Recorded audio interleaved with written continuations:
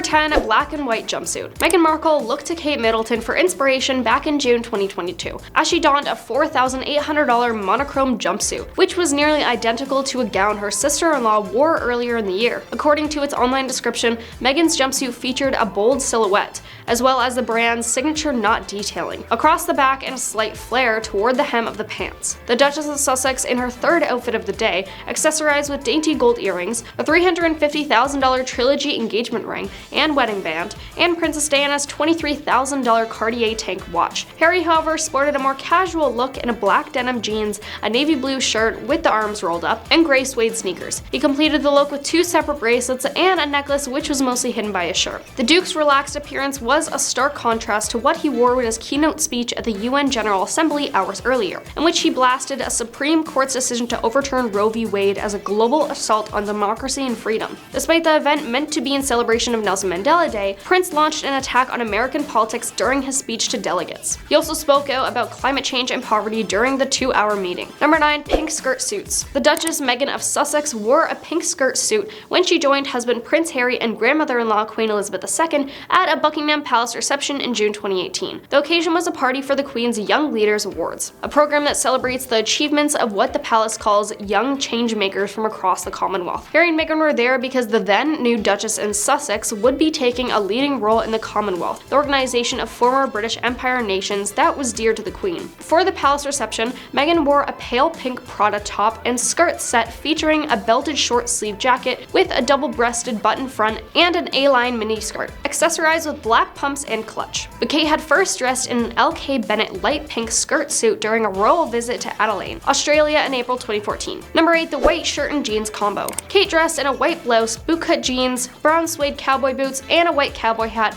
at the Calgary Stampede Parade in Alberta, Canada in July 2012. Then later, Meghan had dressed in a white Oxford shirt, bootcut jeans, and black pointed toe boots at the Dove event in October 2015. A World Vision spokesperson told Us Weekly, World Vision's global ambassador Meghan Markle was in India on an experimental learning mission to highlight key issues facing girls and living in poverty. As a strong advocate for gender equality, Markle has worked closely with World Vision to create a trip specifically focusing on and bringing awareness to girls' lack of access to education. She engaged with local activists and educators to help ensure girls felt equipped and safe to attend school, and worked to improve access to girls' latrines, the lack of therefore being a significant problem for the 63 million teenage girls in India. World Vision, a relief, development, and advocacy organization, has been active in India since 1951. A source added, Meghan had been planning this for the past 8 months, compiling her own research and helping set the agenda for the trip. She didn't want to be given notes by someone else and just show up. These are important areas of interest for Meghan and cover issues she feels extremely passionate about. Number 7. Military details. Kate had worn a double-breasted navy coat by Alexander McQueen at Armed Forces Day in June 2011, and then Meghan had chosen to dress in a navy military-inspired navy jacket and trousers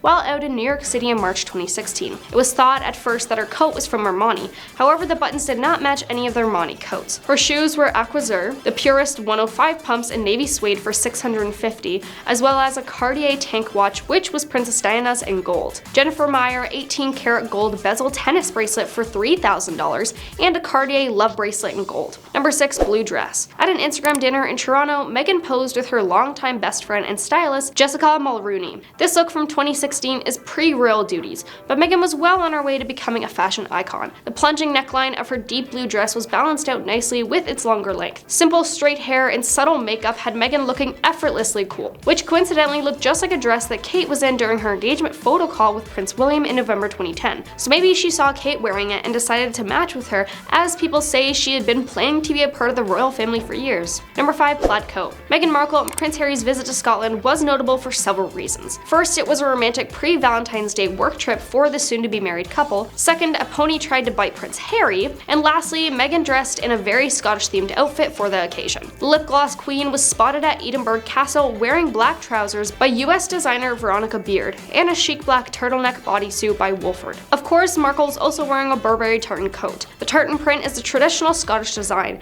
and Burberry is an iconic UK brand, so her outfit was on theme. So ultimately, the Duchess of Sussex did appear to channel Kate's style once more when she wore the Burberry coat while visiting in February 2018, as Kate was seen rocking an Alexander McQueen coat dress with very like pattern years earlier. Number 4. Portrait necklines. Kate donned a black and teal off-the-shoulder off-the-shoulder gown by Jenny Packham at the St. Andrew's 600th anniversary dinner in New York's Metropolitan Museum of Art in December 2014. Meghan Markle then attended the Step It Up for Gender Equality event celebrating the 20th anniversary of the 4th World Conference on Women in Beijing at Hammerstein Ballroom on March 10, 2015 in New York, dressed in a black tea-length dress. Number 3. White coat. Markle, who at the time would become Her Royal Highness Princess Henry of Wales, not Princess Meghan, appeared at an official photo call for the happy occasion in November 2017, wearing a sleek white coat by Canadian label Line, paired over a green dress from Perrache. Markle finished the look with nude heels, a Duchess of Cambridge-style signature from Aquazur for $465, and perfectly wavy hair. Her ring was reportedly designed by Prince Harry himself, but Kate Middleton wore a dress by Reese, also in a white tone, for the Mario Testino lensed photoshoot announcing her engagement to Prince William back in 2010. For the conference, she chose a dress by Issa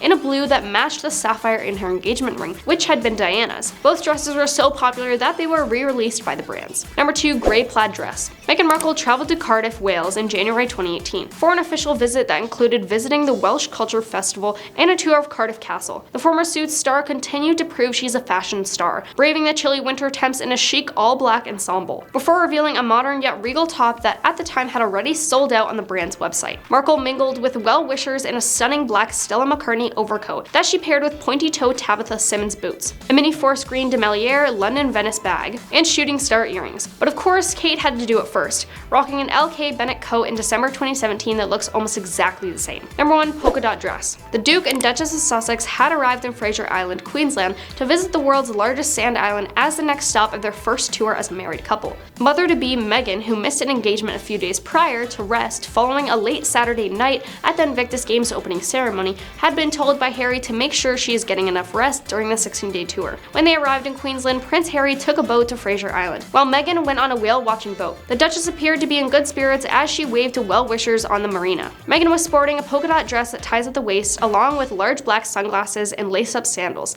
Meanwhile, Kate opted for a very similar long-sleeve polka dot dress of the same color by British retailer Whistles, when she attended a reception for Radio 1's Teen Heroes of 2018 at Kensington Palace just a few days before Meghan had worn it.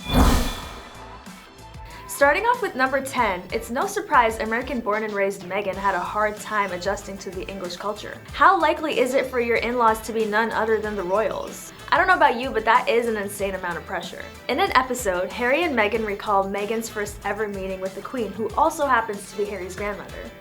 After being told she was meeting late Queen Elizabeth II, Harry had to make sure his American wife knew how to curtsy. Like most people who are unfamiliar with the traditions of the royal family, she thought he was joking. So, do I need to go on YouTube and learn how to curtsy just in case I bump into a member of the royal family now? In number 9, Harry and Meghan seem to have broken royal protocol when they brought a photographer into Buckingham Palace without the Queen's permission while she was still alive. As most know, the Buckingham Palace is a big deal with strict rules that are to be followed. So naturally, seeing a picture of the couple holding hands while walking toward a door within the monarch's residence caused a stir. There is strictly no photography or filming allowed inside staterooms at the palace, and any filming or photography within the palace for commercial purposes requires permission, which was not given. Yikes, that's some drama. Harry and Meghan have reportedly signed deals with Netflix worth over $100 million. This is causing lots of backlash, I can only imagine. Speaking of learning the royal rules, Prince Harry says claims Meghan Markle broke royal rules were often fabricated. Within the Docuseries, Meghan says before joining the family, she knew there was a protocol for how things were done. It is hard to adjust to a completely different set of rules. It's a good thing Google exists, where we can learn anything just by searching up a simple how-to. Meghan claims she had to practice the English national anthem. A few other things she had to learn were the kind of hats that were acceptable to wear, specific ways of sitting, do's and don'ts, and the royal wave. As exhausting as that sounds, I can only imagine how much effort it took to adopt the traditions for the family you're married into. On to number 7, when you invite family over, you hug them, right? Well, not in this case. When Meghan and Harry invited Prince William and Duchess Kate over for dinner, Meghan's actions were seen as informal. For example, walking around barefoot with ripped jeans on. She says she didn't realize the royal family's etiquette was not only observed in public, but was also carried through on in the inside. Again, for most people unfamiliar with the English culture, it might not be well known how serious formality is taken, especially within the royal family. The biggest news that shocked many was when the Duke and Duchess stepped back from their royal duties and made the big leap from London to LA in the beginning of 2020. Leaving your royal titles to go live a normal life seems like an option many other people would not consider taking, but the couple revealed they needed to step back from royal duties due to lack of support and understanding, which in turn seemed to really affect their mental health. A lot of people claim Meghan never wanted to stay in the first place and that the Duchess only wanted the money and status that comes with being part of the royal family without the responsibility, especially because they moved to LA to live a quiet, peaceful life, which is not known as a quiet spot at all. A lot of drama is caused by the actions of these two, which many people find controversial. What do you think? Comment below if you agree or disagree with these claims. Next, we're going to talk about Meghan giving a personal interview to speak about their personal issues. This was a surprise for a lot of people, talking about the media scrutiny and their struggles as a couple. She has done an interview for Oprah which stirred a lot of drama and caused people to call her out for lying many times during the interview. Regardless of how true it is, this couple has been bold with living their lives the way they want to, and it seems as if they will continue to, especially as they are expanding their family away from the royal palace. As a rebellious duchess, a lot of the things Meghan has been doing have definitely become a hot topic of conversation. It makes me wonder if she's doing it intentionally or just doesn't care. What do you think? As we count down to the last few rules broken in the documentary, here are a few other times Meghan and Harry have bent royal rules just a little bit. Talk about being savage. There have been occasions where Meghan has worn dresses of a shorter length than other royal members usually wear. The couple's wedding was not on a weekday, which is royal tradition. While on their South African tour, the couple made a request to only be referred to as Harry and Meghan instead of as their royal titles, which, yeah, you guessed it, is definitely against royal protocols. The two of them are regularly seen showing PDAs, such as hugging and holding hands in photographs taken by paparazzi. I love how openly they are being themselves. Seems like they're really embracing their life outside of royalty. Adding to the fire, the Duke and Duchess will be suing the majority of British newspaper proprietors on various grounds. Harry is bringing phone hacking cases against both News UK, which owns The Sun and The Times, and Reach, which owns Daily Star, among other news outlets. He is also one of many individuals making serious allegations against associated newspapers, the publisher of the Daily Mail, Mail on Sunday, and Mail Online. Meghan has already won a separate legal case against the Mail on Sunday after it published a private letter she sent to her father. The suggestions of misleading editing with several photos and clips taken out of context in the series has been causing waves in conversations about the couple's relevance, which is very controversial when it comes to the personal lives of the royal family. There's a leaking, but there's also planning of stories. It's a dirty game, Prince Harry is heard saying in the Docuseries. When discussing matters of Harry's mom, the late Princess Diana, he also discusses his upbringing and the effect his mother and her death had on him, as well as the constant press intrusion he has faced since birth. In a move that is likely to anger his brother Prince William, the docuseries uses footage from the BBC's controversial Panorama interview with Diana. It emerged last year. The interview had been secured via fraudulent means. Earlier this year, the BBC publicly apologized to William and Harry and donated the $1.6 million it made from the interview. In response, William said, "It is my firm view that this Panorama program holds no legitimacy and should never be aired again." In the docuseries, Harry says, "I think we all now know that Diana was deceived into giving the interview, but at the same time, she spoke the truth of her experience." And finally, in number 1, the series seems to be targeted towards the American demographic. So many British followers of royalty were not pleased by the whole idea of a series being made and believe it taints the family's honor in the sense of all family matters remaining private. Counting down from number 10, we really won't be seeing Prince Harry become king now. Even though the chances of that were already slim, after stepping down, I am here to let you all know that it is a definite confirmation that Harry and Meghan have zero chance of gaining the royal titles as King and Queen of England. Leaving the royal family was a very big moment and caused a lot of backlash because, well, it's a very, very rare news headline to have to discuss. Voluntarily leaving the royal family just feels very controversial, and as we all know, was. The surprising news was followed by a statement addressing why they will no longer be using their titles and walking away. To summarize it, they wanted to transition into a progressive role and work to become financially independent while continuing to support the Queen from a distance. After their bold and controversial statement, they received a substantial sum from King Charles to help make their transition easier, but the funding stopped in the summer of 2020. Now that they've been cut off from any financial support from the royals, the question is, how do they plan on working their way to achieve the lavish lifestyle, financially independent from the throne? Coming into number 9, the contracts that are paying their royal bills. The Sussexes own a media company, Archwell Productions, which is set to make a range of programs for Netflix. Worth to be millions of dollars, this seems like it can be a promising stream of income from the couple, right? But speaking of Netflix, I don't know how many of you have actually sat down to watch their docuseries Harry and Meghan, but I will say that it's definitely been getting all kinds of reactions. When this series released its trailer, the backlash they were receiving was getting crazy. A lot of people were not impressed by the approach they had taken to share their story. If you want to catch some serious tea about the trailer and series, go watch our other video, Top 10 Lies Meghan Markle Told on her Netflix docuseries. Back to the backlash. Since the monarchy is still relatively popular in America, a lot of viewers did not receive the series well. And now many believe that the couple is on their way to becoming disliked by the general public in America, in addition to being disliked in England.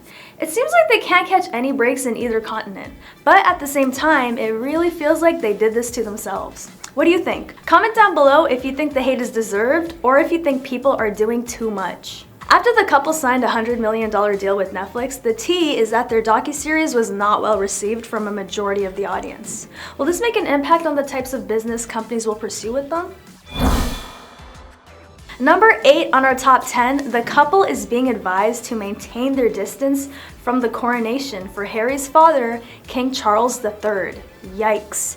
They really said if you aren't part of the family, you aren't part of the milestones, period. Now, I may not be British, but I can definitely say that seems like a huge moment for his father, and the fact that Harry and his family might not be invited is insane to think about. This drama is running deep because they were advised not to come since it would be humiliating for the family. The obvious reason for this is the English public and their anger towards the couple after they had moved to Montecito to pursue a new life away from the royal responsibilities. Coronations are important milestones, and we already know the royal family tries their absolute hardest to try to avoid any possible controversies. After the passing of Queen Elizabeth II, the couple has been getting a lot of news coverage. After a poll was taken, half of the British folk want the Duke and Duchess of Sussex to be stripped of their titles, and 40% also believe Harry should be removed from the official line of succession over his actions in the media. Many public figures and royal experts are hoping the couple decides to skip coming to the coronation because they don't want camera time to be wasted on the couple rather than the king and queen, which I highly doubt would be much of a problem. As tricky as this sounds, do you think the couple will take their chances and show up for their father's big day? And number 7, with many brand deals and contracts, who knows how many are willing to support the couple without receiving backlash from those who have strong feelings against the Duke and Duchess.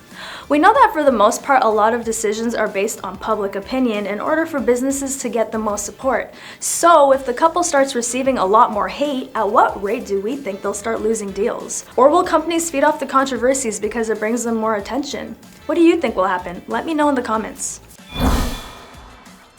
6th on today's top 10 is Meghan's infamous choice to retire from her acting career. She really was booked and busy before she stepped down from this part of her life too. As a former actress to someone who is more interested in working behind the scenes, Meghan hosts a podcast called Archetypes where she interviews famous women and has had guests such as Mariah Carey, Serena Williams, and Paris Hilton. Meg's net worth prior to leaving acting was around $5 million, where she earned $50,000 for each episode of Suits, where she played Rachel Zane, and a combined $360,000 from her roles in the movies she'd done back in 2010. She also ran a successful lifestyle blog, The Tig, which she shut down after getting engaged. The blog made her an estimated $80,000 a year from sponsorships and endorsement deals. Back when there was the royal drama after the couple made the decision to leave, Meghan signed a voiceover deal with Disney, and a contribution of her salary would be given to wildlife charity Elephants Without Borders. Number 5 on the countdown, Harry still relies on the inheritance of his mother, the late Princess Diana. During their interview with Oprah, Harry had admitted that without his mother's estate, which got him a great amount of $12 million, it would not have been possible for them to make the moves that they have been making since the beginning of January 2020. Harry said that he felt Princess Diana's presence throughout the whole process and that it seemed like something she would see coming. Every day, I wonder why I haven't been born a royal. Imagine you're asking your parents for lunch money and they're like, here, have $40,000 and a crumpet. Must be nice, honestly, but then again, the royal life is not for everyone, even those part of the family. Prince Harry blindsided so many people, including those who follow the monarchy closely, when they announced that they were stepping down from their titles. Coming down to number 4, trademark drama. After Harry and Meg filed paperwork to trademark their personal foundation, Sussex Royal, the foundation of the Duke and Duchess of Sussex, the palace announced that they would not be allowed to use the term Sussex Royal after their decision to step back. After the trademark applications were removed, they did release a statement saying that they do not intend to use the term royal after their transition in the spring of 2020. Just like most of the royal drama we've been discussing, this one is really juicy because the late queen was pretty disappointed that the couple was bringing all this unnecessary and unwanted attention to the family. Well, to say the least, the queen was not pleased with them. If you piss off the queen, you should definitely be careful of what your next moves are going to be.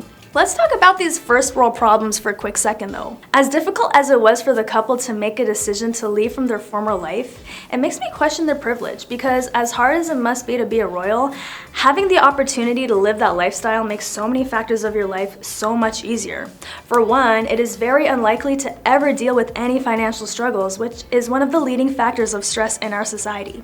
Another thing is the problems they complain about are they're fed up with paparazzi following them around, or they don't like the way the media portrays them in news stories, which for the most part are strangers just doing their job. It feels crazy, right? I'm not the only one who thinks these first world problems just feel so mediocre and in a sense ignorant. And in no way am I trying to invalidate the feelings of the royals for going through the problems that they go through, but it just feels like it was never that serious for them to do some of the things they go and do out of their way to try to prove a point. They really shouldn't feel the need to. Moving on to number 3, risking becoming the most hated couple can cost you a lot. The couple has been making some headlines for some insane reasons, with the main and long-running story about them turning on the royals. You'd think with the amount of backlash they get for wanting to live a life different from what they were meant to would get them to lay low, but in case you guessed it, they really have not been doing that. And maybe in a sense they're just continuing to live their lives, but making money over a multiple part series just to explain a side of the story they may not necessarily have, that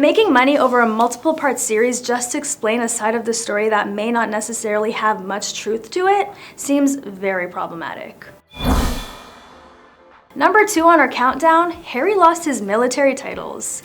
This must have been tough for him since his life had been very intertwined with his military service. He had done 2 hours in Afghanistan as a forward air controller and a helicopter pilot. He will not be serving as a Captain General of the Royal Marines either, which was a royal passed on to him from his grandfather, Prince Philip. Another title he will be no longer serving as is Commodore-in-Chief for small ships and diving in the Royal Navy. Meghan also had to surrender her patronage of the National Theatre, but will keep her small private patronages which offer coaching to unemployed women. Harry will also be able to keep a number of private patronages, including for a sporting competition for wounded service personnel that he'd founded. Last but not least, number 1 on our list, let's quickly summarize everything this couple has lost along with their royal titles. Well, we already know they have not been receiving any royal funds, but wait, there's more. As working royals, they received 95% of their annual income from Harry's father, so that's gone. They also were not able to keep their security arrangements. Bye-bye bodyguards.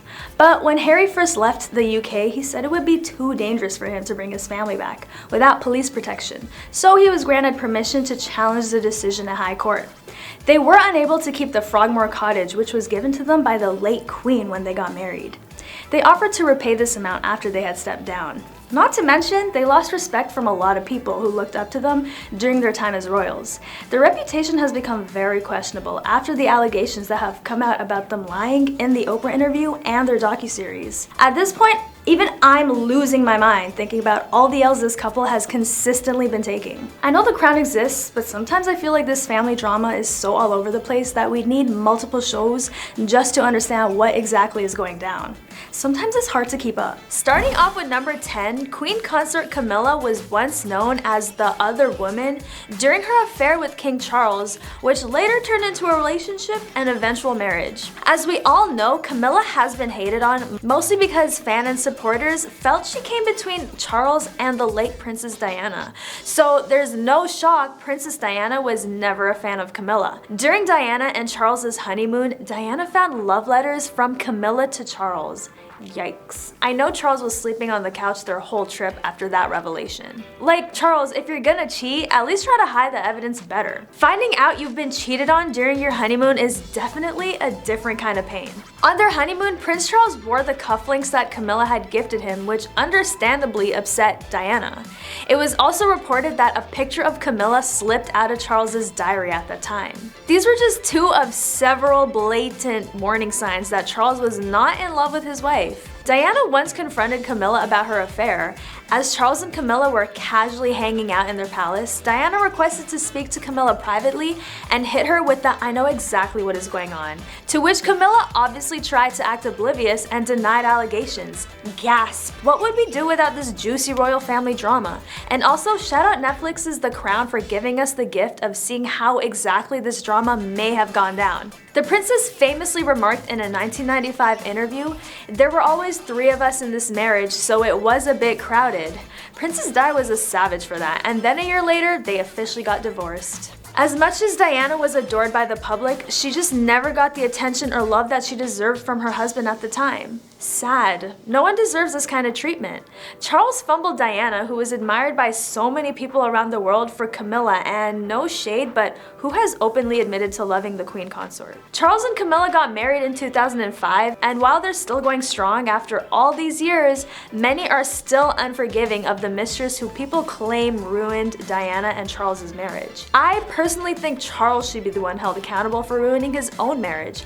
A lot could have been avoided, like the hurt and resentment within his own family and even from supporters of the royals. But things happen, and without their juicy drama, we would have never gotten a show as good as The Crown, which does a great job at reenacting the problematic things this family's been involved in. On to number 9, seeing the late Princess Diana's jewelry worn by Duchess Kate brings us back to the wonderful years when the people's princess and fashion icon was alive and serving looks while remaining gracious. After finding out the famous mistress to Prince Charles wore a piece of jewelry once owned by the princess, the public had new reasons to diss Camilla, and leaving us all confused on why she thought it was a good idea to make that bold decision. They may be married now, but that's still no excuse. Wearing jewelry owned by the ex-wife of your husband just feels so wrong and unhinged. People think Camilla reached a new level of disrespect by wearing what was once Princess Diana's. The emerald and diamond necklace was gifted to Princess Diana by the Queen and returned to the royal vault after Diana had tragically passed away.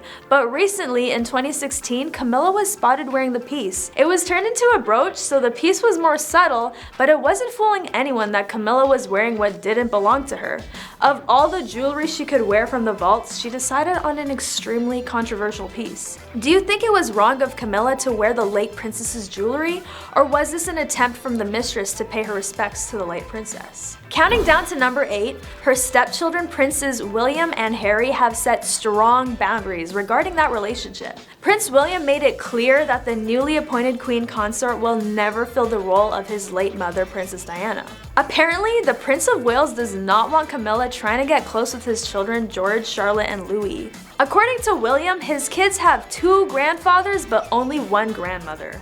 It makes sense that he would want to make sure that his late mother, Princess Diana, isn't erased from the picture now that Charles is remarried. William considered her bossy, mean-spirited, and thoughtless. Yikes again, Camilla. It's like she doesn't even care to be liked by anyone other than Charles. Will was furious to find out newspapers published a photo of Camilla planning a kiss on his father's cheek in public. The young prince saw it as a slap in the face to his mother just 4 days before what would have been her 40th birthday. Is Will being dramatic, or is he right to leave Camilla out of the picture when it comes to his own family? Number 7, speaking of the princes, if you've ever wondered how Harry feels about his stepmom, apparently it's somewhat complicated. Harry doesn't have great respect for Camilla and has pretty much no interest in starting a close relationship with her. I mean, obviously we aren't surprised to know King Charles's sons are not at all happy with him ditching their mom for his mistress. Harry and William were initially very happy to welcome Camilla into the royal family because she kept in the background and didn't interfere, but then something shifted. It was revealed that part of the reason Harry and his wife Meghan fled the UK was because of racist comments Camilla allegedly made about their then unborn son, Archie. Here we go again with more racist allegations. Someone needs to find a way to educate this family, honestly. According to Harry, someone speculated about what his future child would look like. In another version, Camilla made a statement saying, "Wouldn't it be funny if your child had ginger afro hair?" Camilla, you're already hated on, and adding races to the reasons people hate you is not a good look. Harry and Meghan allegedly left the UK in part because of Camilla, not people running away to avoid her. Insiders also claimed in June that Harry was still not a fan of Camilla because he had not forgotten his late mother Princess Diana's comments about the Queen Consort having an affair with his father. Number 6 on our list, Queen Elizabeth was not too fond of Camilla. Liz thought her relationship with Charles would be too damaging to the monarchy. When initially introduced, Camilla was not accepted because she had been married before and already had kids. If you don't know, the royals do not like to consider people with previous marriages suitable for marrying into the throne. Even though that rule is not as strictly considered nowadays, it's often talked about, and of course, the British press is more than happy to post invasive information about anyone involved with the royals. So now everyone knows one of the reasons the royals were not thrilled about Camilla. Queen Elizabeth II always detested Camilla and only agreed to give her blessing for the royal to be known as Queen Consort because of an unspoken deal behind the scenes over Prince Andrew. I wonder what that's all about. The Queen Mother particularly detested Camilla because she was throwing a wrench in the works. Because of Camilla, the monarchy was kind of brought to the brink of destruction. In 1998, when Charles was trying to persuade his mother to be more accommodating of Camilla, the Queen described her as that wicked woman. Damn, the hate is so real. When Charles shared his intentions of marrying Camilla with the Queen, who had several martinis, and to Charles' surprise replied forcefully, she would not condone his adultery nor forgive Camilla for not leaving Charles alone to allow his marriage to recover. You go, Liz, I'm totally on your side with that. Charles would not give up Camilla. So when Diana passed away, Camilla was blamed by a lot of people for the situation, which resulted in Diana's passing. And Camilla became the most hated woman in England, if not the world, for a while. Being one of the most hated is an insane title to have, but now the newly appointed Queen Consort is enjoying her life, so I'm sure she's blocking out all the haters. It seems like someone with the name Meghan Markle took her place of being the most hated. When comparing King Charles's committed relations with both Diana and Camilla, it's obvious Diana tried harder to win the hearts of the family as well as the nations. The royals were very welcoming to Diana, but much more hesitant when Camilla came in the picture. Charles adored Camilla from the jump because she always treated him as an equal rather than as someone she idolized. But regardless, the royal family was not interested in having Camilla as a princess. For one thing, she was perceived as an experienced woman, which at the time was unacceptable for the royal family. She wasn't perceived as aristocratic enough to be a princess. On the other hand, Diana was adored by the royal family. The Queen thought Diana to be quite suitable for Charles. She worked very hard to ingratiate herself and to model what she thought being a princess would entail, and she did it very successfully. Of course, these opinions spilled into the minds of everyone and didn't help with Camilla's attempts of winning the family over. On to number 4, the Netflix series The Crown shared stories about the pain Diana dealt with, which naturally brought a lot of backlash for Camilla. At one point, every photo on the monarch's Instagram was flooded with comments saying Diana forever, and anything else implying that Diana will not be forgotten. The Crown has depicted Camilla as the other woman in the love triangle, which has not helped her image either. Bringing up the old drama annoyed people all over again. Another reason why the public is not too crazy about Camilla, in a television poll at the time, 2/3 said Charles should not be allowed to become king if he married Camilla. He had been having an affair with her since the mid-1980s. Some people were so upset about the tragedy that they wanted Camilla to leave the country, saying that without the mistress, none of this would have happened. People of the public seem to have pointed their fingers right at Camilla after the tragic loss of Diana, labeling her the mistress who caused this. That's pretty harsh and unfair to blame anyone without evidence, but it seems the Queen Consort has come a long way from these accusations. We can't talk about the treatment Camilla has endured all these years without bringing up King Charles. Much has been and continues to be written about the downfall of the marriage of Prince Charles and the late Princess Diana. But few moments remain as infamous as a phone call Prince Charles made to his then mistress in December of 1989, during which they jokingly fantasized about Charles being reincarnated as one of Camilla's tampons. My luck to be chucked down a lavatory and go on and on forever, swirling round on the top, never going down, until the next one comes through, Charles says at one point in the secretly recorded conversation that was later leaked to the press in 1993. "Oh, perhaps you could just come back as a box," Camilla replies. "A box of Tampax so you could just keep going." Ew, like what did I just read right now? Last but not least, regardless of the premarital affairs King Charles and Camilla were both involved in, there have been times where Camilla's behavior was off-putting, leaving fans and supporters of the royals upset. During a native ritual of throat singing, Camilla and Charles were caught acting disrespectful by not being able to contain their laughter during the performance. The worst part is they were sharing the stage with the performers too, so there was no way to hide their laughter. Whatever it was that was making them laugh that hard ultimately fueled more hate for the Queen Consort. As you can tell, these royals are kind of uneducated. Coming in number 10, Prince Harry is preparing his memoir with stories being completely different from the ones being released as part of the docuseries. That sounds really suspicious. As they're working on making amends, they've apparently changed their mind about airing the family's dirty laundry. But that's not all. They've also knowingly or unknowingly mixed up some of their story details. The insider claimed a lot in the show contradicted what Harry has written, so that was an issue. Harry and Meghan are having second thoughts on their own story on their own project, another Netflix source said. Sources say that Harry and Meghan had made significant requests about toning down the content they had initially provided, but were denied because of how late in the process they had done it. So are we getting some real juicy insight on what goes on behind closed doors? And if so, how accurate is it? There are always two sides to a coin. Depending on how biased the docuseries will be, viewers may or may not have different perceptions on the couple and royal family. In number 9, in the teaser, Harry is accusing his family of leaking and planting stories in the media. The 63-second clip is accused of painting a false picture. One of the scenes shows Harry expressing his concern over Meghan being treated like his late mother, Princess Diana. "I was terrified. I don't want history to repeat itself." While explaining how they have been hounded by the media, viewers seem to notice that the photograph they've used over the scene was of former model Katie Price leaving Crawley Magistrates Court from last December, an unrelated issue to what is being discussed. Viewers also noticed the image was flipped to show a different angle. This does not seem like a good look for the couple, hours before the release of their highly controversial Netflix docuseries. Coming in number 8, the series gives the impression that a photographer secretly photographed the couple with son Archie inside a private home. But witnesses have said that the photographer had been granted official access in advance. Robert Jobson, the royal editor for the London Evening Standard, said he was there when the photograph in question was taken, and that the angle was an accredited position that Harry and Meghan had agreed on. This photograph used by Netflix, Harry and Meghan, to suggest intrusion by the press is a complete travesty, Jobson wrote. It was taken from an accredited pool at Archbishop Tutu's residence in Cape Town. Only 3 people were in the accredited position.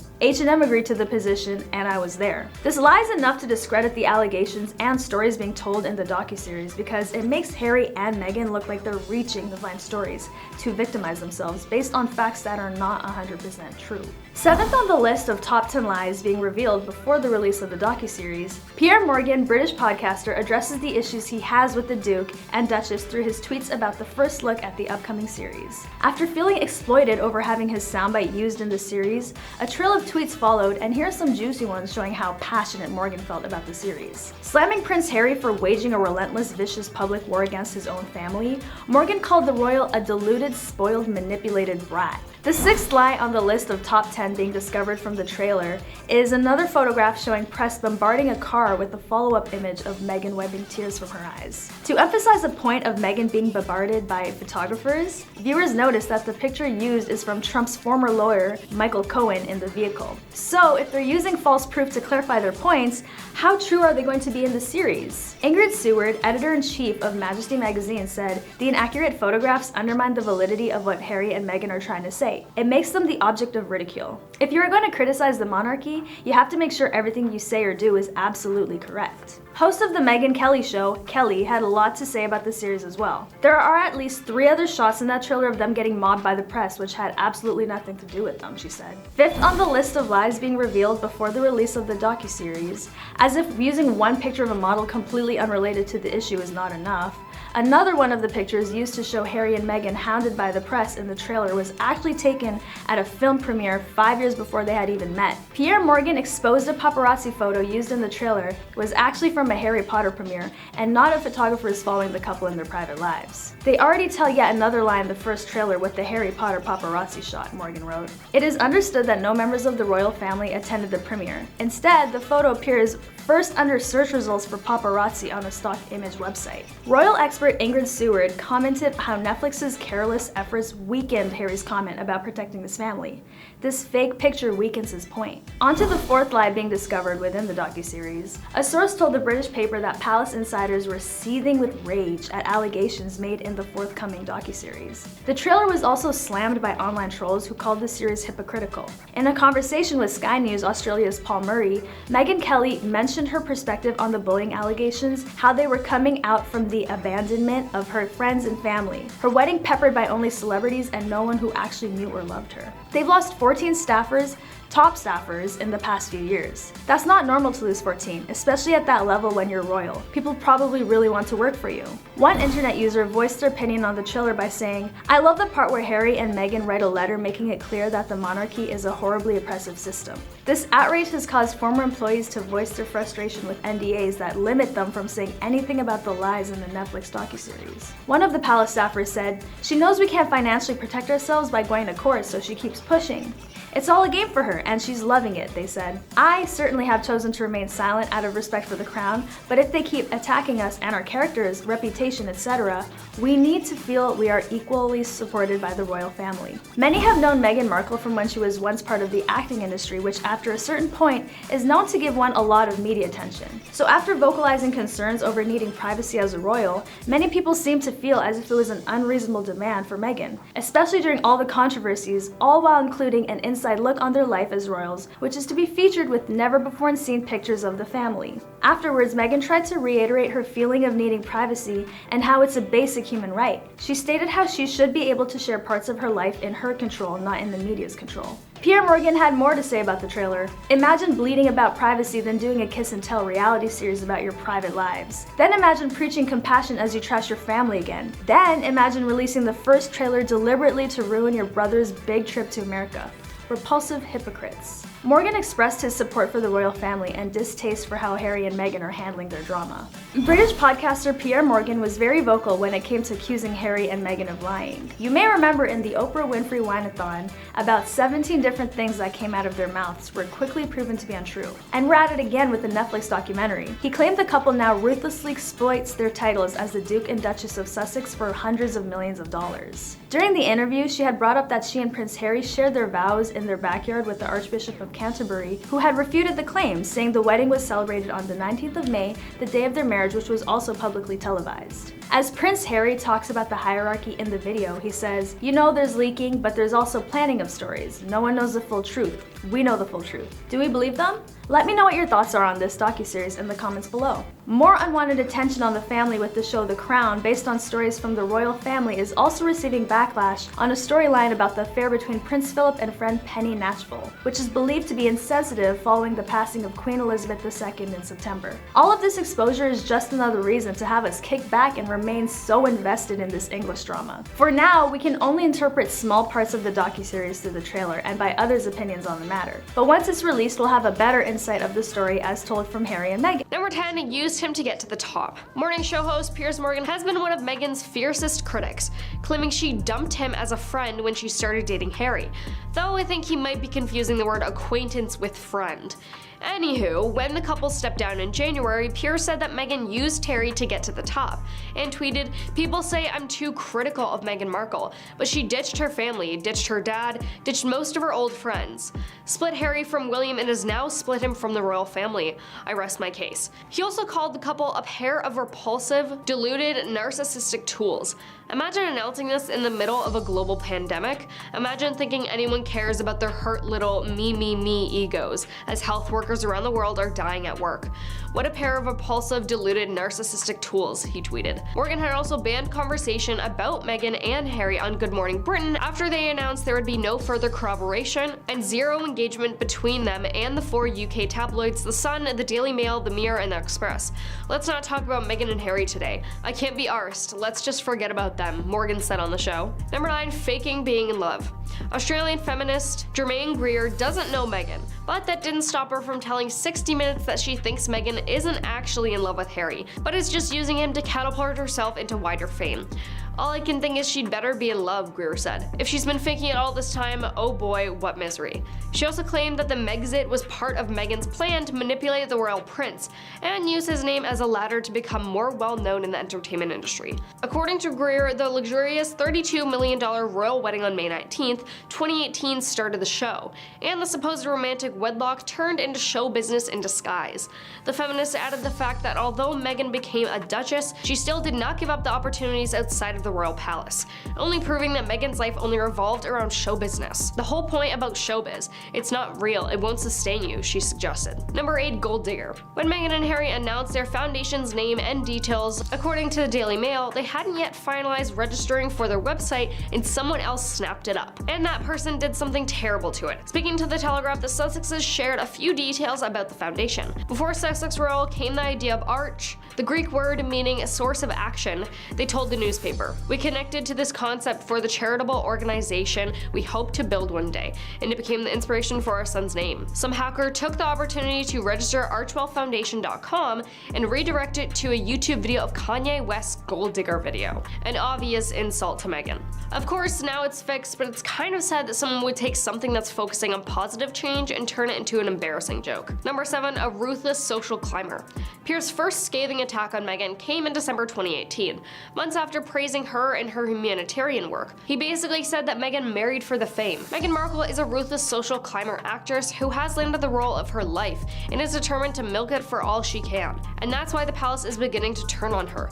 Since then, Piers has only escalated his attacks, but I think maybe he's just butthurt that she didn't pick him.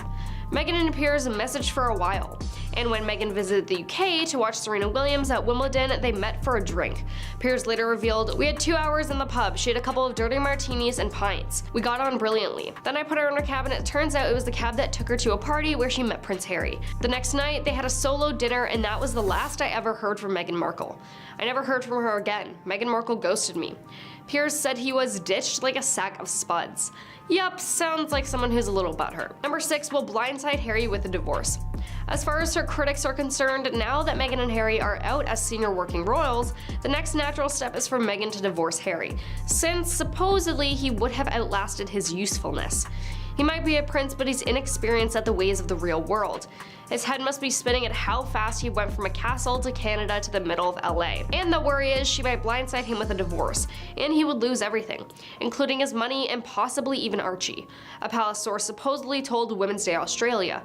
Wednesday Australia, April 13th, 2020 issue also suggested that Prince Harry may not experience a happy ending after all Meghan's alleged real scheming begins. Number 5, out of money. Plenty of networks around the world aired Meghan and Harry's engagement interview.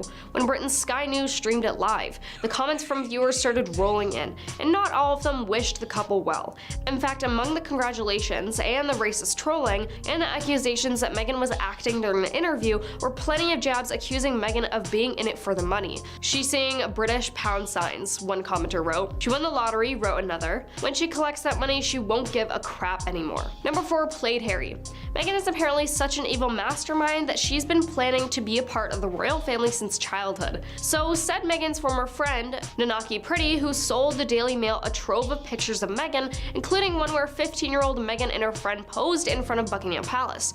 "I'm not shocked at all," she told the tabloid about the wedding. "It's like she's been playing this all her life. She gets exactly what she wants and Harry has fallen for her play. She was always fascinated by the royal family. She wants to be Princess Diana 2.0. She will play her role ably, but my advice to him is to tread cautiously." They met at age 2 at a prestigious kindergarten in Hollywood and became inseparable. "We were sisters, everyone knew that. We would be hand in hand everywhere." Meghan's father Thomas was a lighting director on popular US TV shows such as Married with Children and General Hospital. From an early age, Meghan visited those sets and decided fame suited her, Miss Pretty said, laying the foundations for Princess Pushy as she later became known. Number 3, out to commercialize the royals. Meghan's critics love to emphasize over and over that she was a nobody before marrying Harry, a not-so-subtle way of interjecting classist and racist overtones as to why she doesn't belong in the royal family. Never mind that Meghan was a self-made millionaire who did charitable work before Harry, something that another royal bride, Kate Middleton, cannot claim. So author Tom Bower went on British TV and said that Meghan had no status outside of the royal family, and marrying Harry had enabled her to commercialize her royal ties. Number 2, wants to be president. According to a book by Lady Colin Campbell, who has made an entire career out of writing about the royals, Meghan used her marriage to Harry to position herself to be president of the US someday. "I know the Duchess of Sussex has political ambitions, and I've been told that one day she wants to run for president," she told the Mail Online. "I think everything she is doing, leaving the royal family and moving back to California is part of her plan, and she has taken Harry along with her." Now coming in at number 1, isolated Harry from his family. A magazine or tabloid can just whip something out whenever they need a story, and boom, a rumor is born. Here's one from Women's Day, in which a palace source supposedly said that Meghan orchestrated the move to LA to live that Hollywood celeb life, exploiting not just Harry but also Archie. "You can't tell me that this wasn't her plan all along, to bring her boys to America so she could live the celebrity life she'd always dreamed of." It all makes sense now why she was so uninterested in getting a British visa, and was dead against giving Archie a royal title. But the scary thing is now she has Harry right where she wants him, isolated from his family in a country where she holds all the cards in terms of legal rights.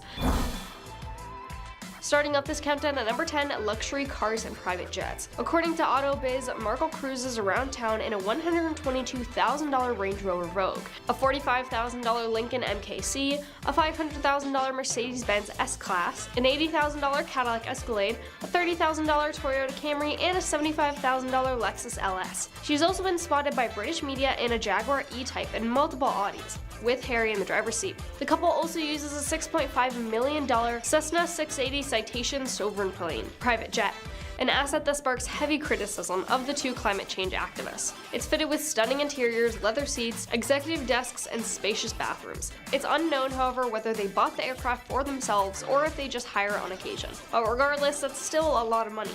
Meanwhile, some celebrities fly commercial because they care about the planet. Number 9, education.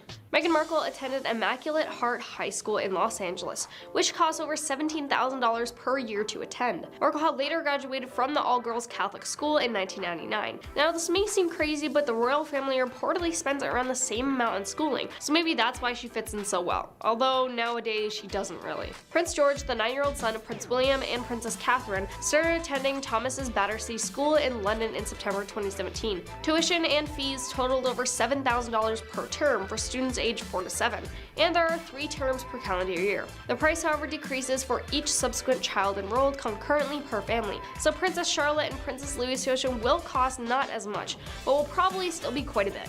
George and his siblings then began attending Lambrook, an independent preparatory school, in September 2022, and tuition ranges from $5,000 to $9,000 per term depending on the student's year in school.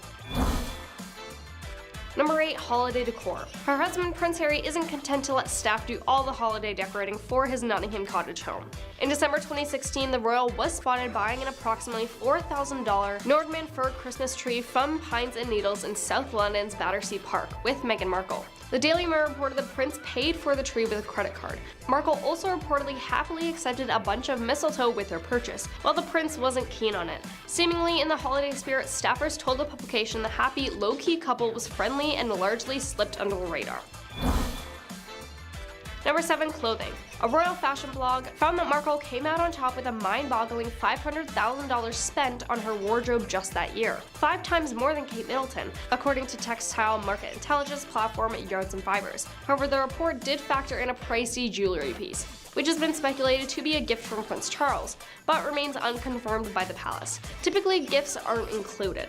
The ranking was also only based on clothing pieces that could be identified, of course. Though Markle is known to flaunt H&M and J.Crew on occasion, she's also been spotted in a $3,500 Oscar de la Renta gown, a $4,700 Armani dress for her Oprah interview, an $18,000 Givenchy dress, and a $75,000 Ralph and Russo gown for her engagement pics with Prince Harry, per Insider. And if you thought that was expensive, there's also the $157,000 Stella McCartney silk crepe dress worn at a wedding reception, and $265,000 Givenchy wedding gown. Number 6. Staff. Up until March 31st, 2022, Queen Elizabeth's payroll expenses totaled nearly $24 million, on top of other staff costs of $3.8 million, according to the Sovereign Grant and Sovereign Grant Reserve Financial Summary. Doing one's own grocery shopping, cleaning, and laundry is decidedly unroyal, so Prince William and Kate have a little help. It's unknown who's currently assisting the family, but in May 2017, The Sun reported that housekeeper had recently quit her roughly $46,000 per year job because it was too demanding. And of course, Meghan doesn't need as much staff as the Queen did, so she probably doesn't spend that much, but it's estimated that she does spend around $1 million per year on staff costs. And as just one of Kate's staff members quit because she was too demanding, Meghan's staff also have a lot to say about her. Meghan has been called a narcissistic sociopath who played her former advisors. It was like working for a couple of teenagers, according to the reported words by their highly regarded private secretary who had been recommended by the Queen after years of loyal service. And Meghan's behavior had apparently been difficult and demanding from the start. Number 5. Jewelry and watches. At her wedding to Prince Harry, Markle wore a $155,000 Cartier bracelet from the Reflection line, and $68,000 earrings after the ceremony per Hello. Markle also sported Lorraine Schwartz earrings worth $40,000 and an eternity ring costing $62,000, according to The Richest. But her most expensive piece of bling has got to be her $350,000 engagement ring from Cleveland Company, though she's also worn priceless heirlooms once worn by Princess Diana, Queen Elizabeth, and Queen Mary. Markle's $5,800 Cartier Tank franchise seems to be her watch of choice, and she's been sporting it ever since she became a royal. She told Hello in 2015 that she, quote, totally splurged on the two-tone variation after starring in Suits. But what about her gold Cartier Tank? It's rumored that the striking heirloom once belonged to Princess Diana, per Vanity Fair, and may have been passed down to Markle after she met Prince Harry. Number 4. Renovations. $3 million was reportedly spent renovating the 10-bedroom manor home, Frogmore Cottage, which I mentioned earlier where they bought their crazy expensive Christmas tree that Meghan Markle and Prince Harry share with their children. The couple moved to Frogmore Cottage in Windsor back in March 2019. The property, which was previously used as royal staff headquarters, required the renovation of, quote, 5 residential units in poor condition, according to the report. Number 3. Everyday life. Okay, so what about everyday necessities? According to news.com.au, the couple are estimated to spend up to $1.2 million a month beyond the designer clothes and bling. Other expenses include a $200,000 baby shower, which Serena Williams kindly paid for, $11,000 on acupuncture and numerology during her pregnancy, a $43,000 baby moon, possibly up to $59,000 a year on nannies, and of course holidays, as per Insider. Markle's favorite wine, Tignanello, costs $130 a bottle. And let's not forget about the couple's membership at Santa Barbara Polo and Racket Club, which costs nearly $10,000 a month per closer. Splurges aside, the couple does commit an admirable amount of time and money donated to noteworthy charities too. In addition, the Sussexes are estimated to spend $4.5 million annually to sustain their lavish lifestyle. They propose that their security would be costing the couple more than $4.5 million annually. This, along with other expenses such as their mortgage, is estimated to add up to over $6 million annually. Number 2. Bags. She may keep Harry as permanent arm candy, but the Duchess of Sussex is also known to boast a serious collection of luxury handbags. She's donned a $4,900 Dior Lady Delight, a $985 Gucci Dionysus, many Strathberries including the $770 Mindy Tote, a $920 Bottega Veneta wallet, a $780 Mulberry Darley, and Victoria Beckham powder box bag worth $620 per hello, and the list goes on and on.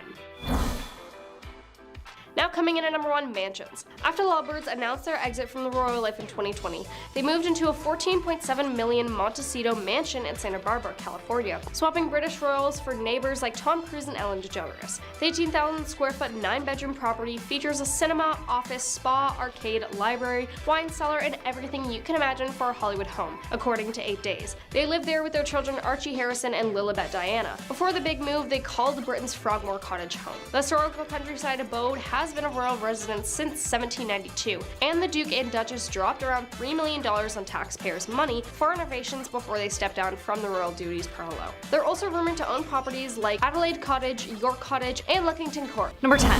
The Queen can ban humor. It was said that once Queen Elizabeth II passed away, the people of Britain were banned from being funny on public television.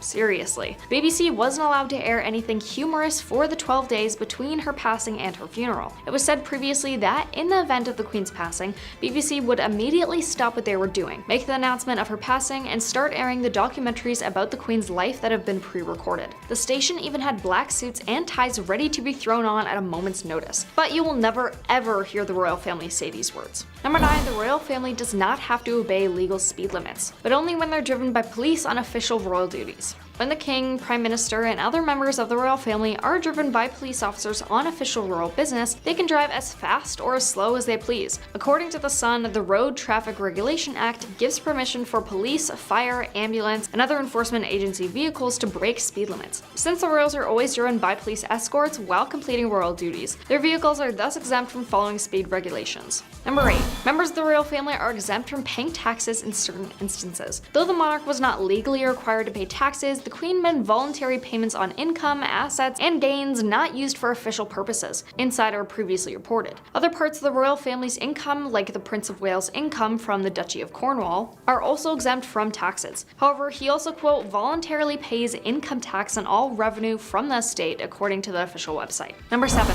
The British monarch can't be arrested or be the subject of civil and criminal proceedings, meaning he is effectively exempt from the law. King Charles enjoys sovereign immunity, meaning he can't be prosecuted under a civil or criminal investigation. This rule also applied to the late Queen Elizabeth II.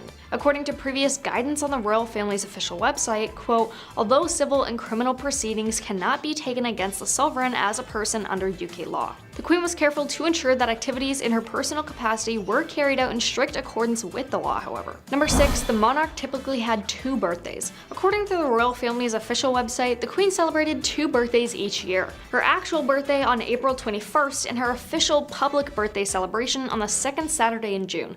Across generations, sovereign rulers have often held their public birthday celebrations on days other than their actual birthday, especially when their real birth dates fall in the autumn or winter. This is in order to increase the likelihood of good weather for the annual Trooping the Colour parade, according to the royal family website. Since King Charles's birthday is in November, he could follow his mother's lead and have a second celebration in June too, although it is yet to be confirmed. Number 5. The Queen didn't have to use a passport to travel, and this is likely also to be true for King Charles. Every passport in the United Kingdom is issued with the Queen's name. As a consequence, the Queen didn't need her own passport to travel, according to the royal family website. Following the Queen's passing, passports are likely to be altered to reflect King Charles as the new sovereign. However, much like the process of altering British money and stamps, this will be a gradual change and could take a number of years. British coins and banknotes, which have the Queen's portrait on them, will be replaced with a portrait of the new monarch, King Charles. The process of replacing the portrait will, however, take a while, as I mentioned, because of the large number of banknotes currently in circulation, according to the coin expert. While the Queen succeeded her father King George in 1952, she didn't appear on the Bank of England note until 1960, according to the Bank of England. All other members of of the royal family, however, do hold their own passports, the royal family website adds. Number 4. The royals are also able to skip out on jury duty. One royal perk is that members of the king's family do not have to take part in jury duty. If you get a jury summons in the post, you must respond within 7 days and confirm if you can attend. Usually it works by your name being chosen randomly from the electoral register. You'll be part of a jury of 12 people to decide the outcome of a criminal trial. Jury service usually lasts up to 10 working days.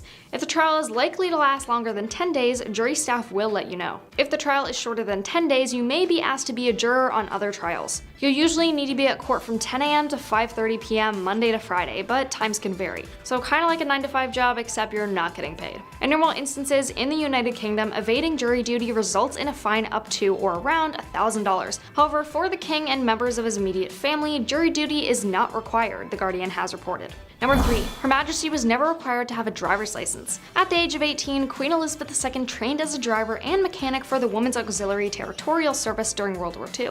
She insisted upon joining the army, when she trained as a truck driver as well. She also remains the only female member of the royal family to have served in the army. The Queen was never required to take an actual driving test, however, and was also able to drive without a number plate because all driver's licenses in the UK are issued in the Queen's name, according to the Daily Express. Following his accession to the throne, King Charles III no longer requires a driver's license now, and now he is the only person in the UK who can drive without one. It was also added that the entitlement does not extend to Camilla, as the Queen Consort still needs a license to drive. The lack of needing a driver's license is said to be a privilege greatly enjoyed by monarchs. Number 2. While regular grandparents have to go through the courts if they want custody of their grandchildren, the king has automatic legal custody of all his descendants and his minor grandchildren. The monarch has legal custody of their grandchildren, a royal historian told news.com.au in 2018. This means Charles technically has custody of Prince William and Kate Middleton's 3 children, and Meghan Markle and Prince Harry's children Archie and Lilibet. This 300-year-old rule was passed by a majority of 10 out of 12 judges in 1717, who decided the monarch's right of supervision extended to his grandchildren, and this right of right belongs to His Majesty, King of the Realm, even during their father's lifetime. This goes back to King George I, who ruled in the early 1700s, and the law has never been changed. He did it because he had very poor relationship with his son, the future King George II, so they had this law passed that meant the king was the guardian of his grandchildren. Though it's unlikely the king would ever take his grandchildren away from their parents, the law is still technically there. When Prince Harry and William were little, Prince Charles asked the Queen if both children could fly on a plane together to Scotland, to which the Queen said yes. Technically, they needed permission to travel. The Queen has the last word on parenting decisions like that. Or now the king, I guess. However, as Harry and Meghan have stepped down from the royal family, the rules about that law are a little iffy now. However, hopefully it won't ever come to the situation where the king wants to take full custody of Harry and Meghan's kids. Now coming in at number 1, the royals don't have to use their legal last names. The royals are not required to use their legal last names, even though they technically do have one. Before 1917, members of the British royal family had no surname. Kings and princes were historically known by the names of the countries over which they and their families ruled. Kings and queens therefore signed themselves by their first name only, a tradition in the United Kingdom. The names of dynasties tended to change when the line of succession was taken by a rival faction within the family. In 1917, there was a radical change when George V specifically adopted Windsor, not only as the name of the house or dynasty, but also as the surname of his family. The family name was changed as a result of anti-German feeling during the First World War, and the name Windsor was adopted after the castle of the same name. But now the male line descendants of Queen Elizabeth and Prince Philip bear the last name Mountbatten-Windsor. Starting off with number 10, it's no surprise American-born and raised Meghan had a hard time adjusting to the English culture. How likely is it for your in-laws to be none other than the royals? I don't know about you, but that is an insane amount of pressure. In an episode, Harry and Meghan recall Meghan's first ever meeting with the Queen, who also happens to be Harry's grandmother. After being told she was meeting late Queen Elizabeth II, Harry had to make sure his American wife knew how to curtsy. Like most people who are unfamiliar with the traditions of the royal family, she thought he was joking. So, do I need to go on YouTube and learn how to curtsy just in case I bump into a member of the royal family now? In number 9, Harry and Meghan seem to have broken royal protocol when they brought a photographer into Buckingham Palace without the Queen's permission while she was still alive. As most know, the Buckingham Palace is a big deal with strict rules that are to be followed. So naturally, seeing a picture of the couple holding hands while walking toward a door within the monarch's residence caused a stir. There is strictly no photography or filming allowed inside staterooms at the palace, and any filming or photography within the palace for commercial purposes requires permission, which was not given. Yikes, that's some drama. Harry and Meghan have reportedly signed deals with Netflix worth over $100 million. This is causing lots of backlash, I can only imagine. Speaking of learning the royal rules, Prince Harry says claims Meghan Markle broke royal rules were often fabricated. Within the docuseries, Meghan says before joining the family, she knew there was a protocol for how things were done. It is hard to adjust to a completely different set of rules. It's a good thing Google exists, where we can learn anything just by searching up a simple how-to. Meghan claims she had to practice the English national anthem. A few other things she had to learn were the kind of hats that were acceptable to wear, specific ways of sitting, do's and don'ts, and the royal wave. As exhausting as that sounds, I can only imagine how much effort it took to adopt their traditions for the family you're married into. On to number 7. When you invite family over, you hug them, right? Well, not in this case. When Meghan and Harry invited Prince William and Duchess Kate over for dinner, Meghan's actions were seen as informal. For example, walking around barefoot with ripped jeans on. She says she didn't realize the royal family's etiquette was not only observed in public, but was also carried through on in the inside. Again, for most people unfamiliar with the English culture, it might not be well known how serious formality is taken, especially within the royal family. The biggest news that shocked many was when the Duke and Duchess stepped back from their royal duties and made the big leap from London to LA in the beginning of 2020. Leaving your royal titles to go live a normal life seems like an option many other people would not consider taking, but the couple revealed they needed to step back from royal duties due to lack of support and understanding, which in turn seemed to really affect their mental health. A lot of people claim Meghan never wanted to stay in the first place and that the Duchess only wanted the money and status that comes with being part of the royal family without the responsibility. Especially because they moved to LA to live a quiet, peaceful life, which is not known as a quiet spot at all. A lot of drama is caused by the actions of these two, which many people find controversial. What do you think? Comment below if you agree or disagree with these claims. Next, we're going to talk about Meghan giving a personal interview to speak about their personal issues. This was a surprise for a lot of people, talking about the media scrutiny and their struggles as a couple. She has done an interview for Oprah which stirred a lot of drama and caused people to call her out for lying many times during the interview. Regardless of how true it is, this couple has been bold with living their lives the way they want to, and it seems as if they will continue to, especially as they are expanding their family away from the royal palace. As a rebellious duchess, a lot of the things Meghan has been doing have definitely become a hot topic of conversation. It makes me wonder if she's doing it intentionally or just doesn't care. What do you think? As we count down to the last few rules broken in the documentary, here are a few other times Meghan and Harry have bent royal rules just a little bit. Talk about being savage. There have been occasions where Meghan has worn dresses of a shorter length than other royal members usually wear. The couple's wedding was not on a weekday, which is royal tradition. While on their South African tour, the couple made a request to only be referred to as Harry and Meghan instead of as their royal titles, which, yeah, you guessed it, is definitely against royal protocols. The two of them are regularly seen showing PDAs, such as hugging and holding hands in photographs taken by paparazzi. I love how openly they are being themselves. Seems like they're really embracing their life outside of royalty. Adding to the fire, the Duke and Duchess will be suing the majority of British newspaper proprietors on various grounds. Harry is bringing phone hacking cases against both News UK, which owns The Sun and The Times, and Reach, which owns Daily Star, among other news outlets. He is also one of many individuals making serious allegations against associated newspapers, the publisher of the Daily Mail, Mail on Sunday, and Mail Online. Meghan has already won a separate legal case against the Mail on Sunday after it published a private letter she sent to her father.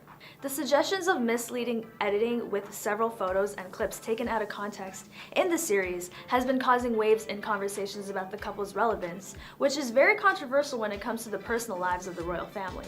There's a leaking, but there's also planning of stories. It's a dirty game, Prince Harry is heard saying in the docuseries. When discussing matters of Harry's mom, the late Princess Diana, he also discusses his upbringing and the effect his mother and her death had on him, as well as the constant press intrusion he has faced since birth. In a move that is likely to anger his brother Prince William, the docuseries uses footage from the BBC's controversial Panorama interview with Diana. It emerged last year.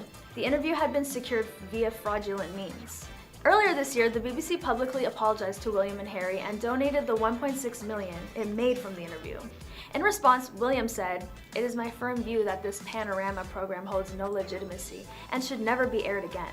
In the docuseries, Harry says, "I think we all now know that Diana was deceived into giving the interview, but at the same time, she spoke the truth of her experience." And finally, in number 1, the series seems to be targeted towards the American demographic. So many British followers of royalty were not pleased by the whole idea of a series being made and believe it taints the family's honor in the sense of all family matters remaining private.